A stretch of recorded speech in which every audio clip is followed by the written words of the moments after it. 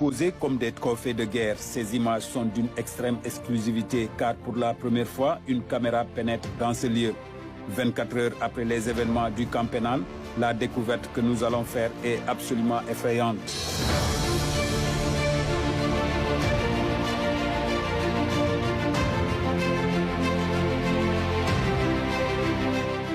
Les détenus sont très astucieux.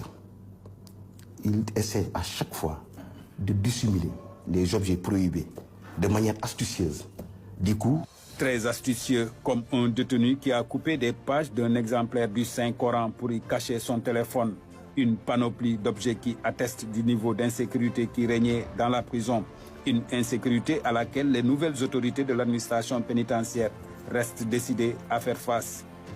À la suite de la fouille, nous avons saisi beaucoup de téléphones portables, une quantité non négligeable de chanvre indien et des instruments, exemple des cuillères transformées en armes en vue de se défendre en cas de fouille ou bien même des risques entre détenus. Pour le directeur de la sécurité pénitentiaire, les agents ont agi conformément aux dispositions légales qui encadrent l'usage de la force en milieu carcéral en cas de refus ou de troubles notés chez les détenus. Les agents ont procédé à des négociations pour les réintégrer dans les chambres. Malheureusement, certains détenus ont systématiquement refusé. Et par vagues, par des insultes, par des insultes, ils ont obligé les agents à employer la force en vue de les réintégrer dans les chambres.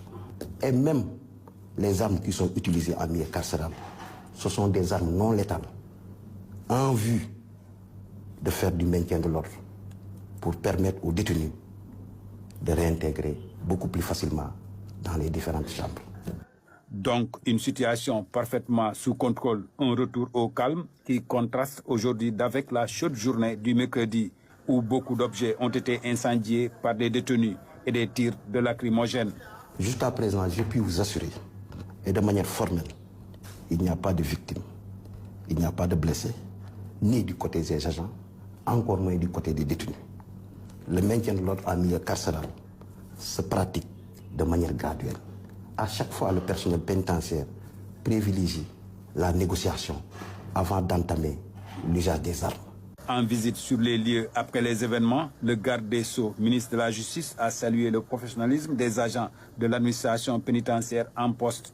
Il a aussi ordonné une enquête, laquelle enquête a commencé à révéler ses premiers éléments.